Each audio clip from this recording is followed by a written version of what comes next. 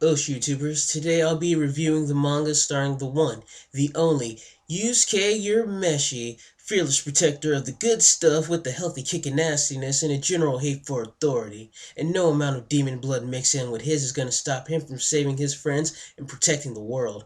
Oh yeah, and kicking the bad guy's ass.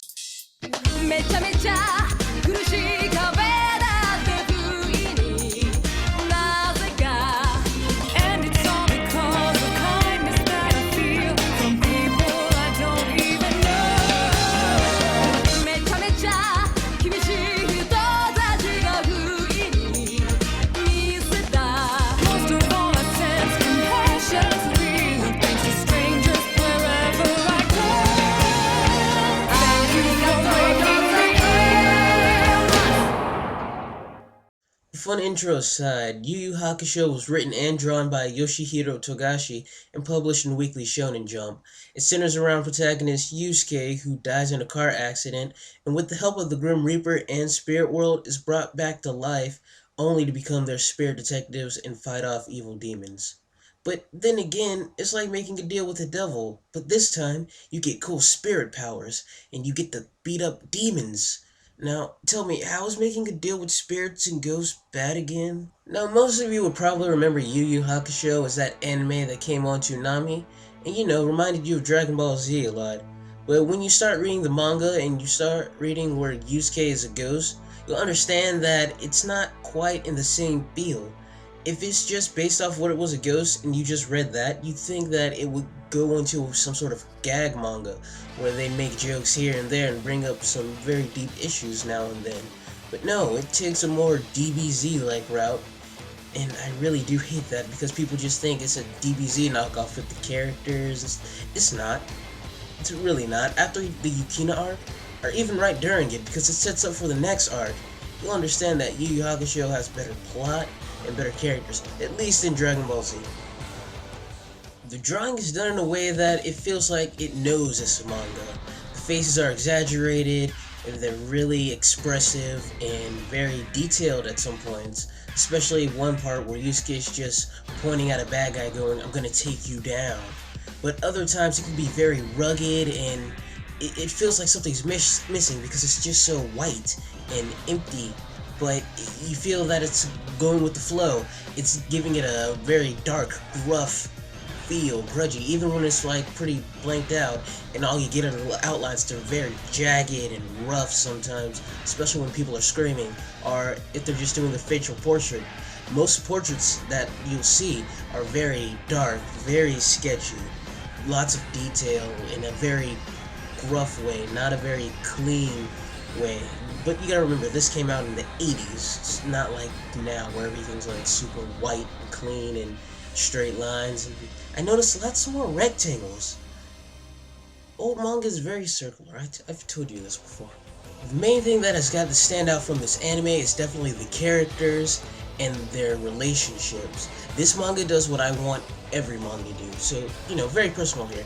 But I want a plot that revolves around the characters, not the other way around. Like that other manga I review, with that other punk who was nowhere near as good as Yusuke. Okay, there are 4 main characters that you need to keep your eye on. The first one is Kuwabara. Now, he is the most normal of the group, yet he's the dim-witted one. He sets the standard, but he's also the goofy fun guy. But he gets serious, he shows off his manliness and stuff. He's very straightforward, very filled with justice, and I like that. Next we have Kurama. He's the calm one of the group, very focused, very cool. But he gets angry in a very calm, cool, collected way. It's like he's holding it inside, and you can tell from drawing that it's just ready to burst out. And, he has this deep mental thing going on too, where he's pretty much 2 people sharing the same body, but 2 people sharing the same mind. Yu Hakusho did the Demon Fox thing first, and they did it so much better. Hiei, who most people think is a Vegeta knockoff, which is so wrong, so very wrong. He's the lone wolf of the group. Wolf. Yes, he's a dog. No, but he is very King, the wolf type character. He's alone, even though wolves hang out in packs. But that's weird because it also happens with Hiei. He joins the pack. He goes in with the characters. It's him dealing with his friends. He has this lonely feel, but he's always been connected to a person the whole time in the manga, and it shows how he feels about the other characters. Even though he's not with them all the time, he still cherishes them as friends. And finally, Yusuke, he's the protagonist. He does the punk thing the best. He doesn't come off as a dick, but he doesn't come off as a goody two-shoes either. He's optimistic. He comes off as someone who does what he wants, when he wants, and however he wants. And that's exactly how he does it throughout this whole manga, and I like that about him. And unlike other people who are very optimistic for protagonists, he's very down to earth. He has worries, he has fears, and he shows them so much better than almost every other protagonist that I've read so far. It's very down to earth, not over exaggerated, not underplayed either. It's just great. The thing that this manga does better than almost anything I've ever seen is not just have good characters, but have good character relationships. Let's take Yusuke and Kuwabara. They have a past together, so they'll act differently with each other. Hiei and Kurama, they have a past together, as small as it might be, but it's still there, and they act differently with each other. Yusuke and Hiei act differently with each other. Hiei and Kuwabara and Kurama and Yusuke, you see, they all don't play off their characters, but they play off the character's relationship. They act as accordingly as they should with someone who's been through their experiences and been through the amount of time that they've spent.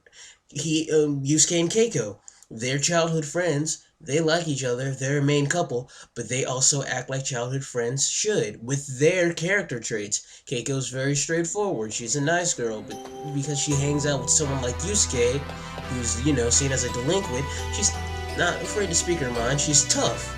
And she acts that way.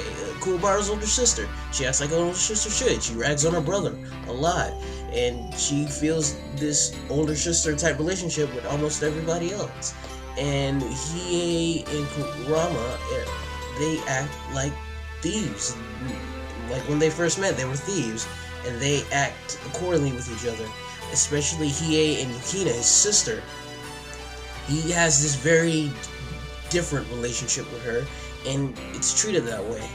And even though they don't really know it, they have this special bond that can't be, described. Well, Yukina doesn't know it, or does she? That's how it wrote off. She might know, she might not. She just knows that he is probably someone special to her, or connected to someone special to her, and it's written off very well that way. And Yusuke and Genkai's relationship, that is probably one of the best master-pupil relationships that I have ever seen in a long time.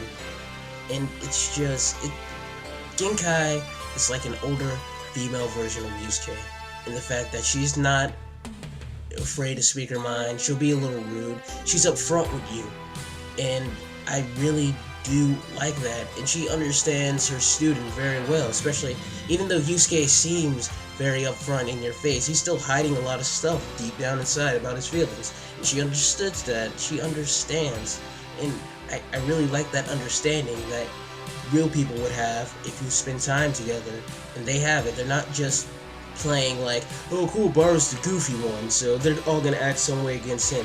And Yusuke's the optimistic delinquent guy who doesn't show his true feelings, then we're gonna act that way against him. No, they each have their own relationships, and they play out accordingly.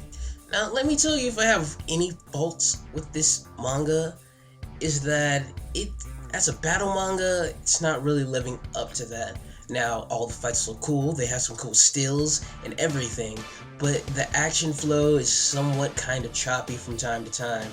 Basically, Yusuke goes in to punch this dude in the face once, right? And instead of showing him punch, they just cut to a full screen of him having 5 fist indentions in his body. Not bad, but it could flow a lot better for a battle manga. And I like how it's putting more emphasis on plot and characters, and the battles are fun to watch.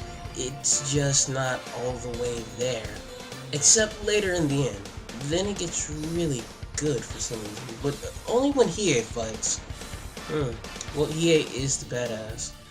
But the thing is that even though all these fights are kinda, most people go meh, most people will have fond memories of these fights because they watched the anime. And the anime just brings out all of these fights just so much better. It flows better. And it's weird because it's like I'm watching the manga in motion, like quite literally, because it has all the set pieces, how he moves, how they fight, how they slash with their swords, how they jump, move. It's literally watching a manga in motion, and I really haven't felt that in a while, to tell you the truth. So, bravo anime, bravo. This is the one time where I might recommend watching the anime over the manga. I normally will never do that.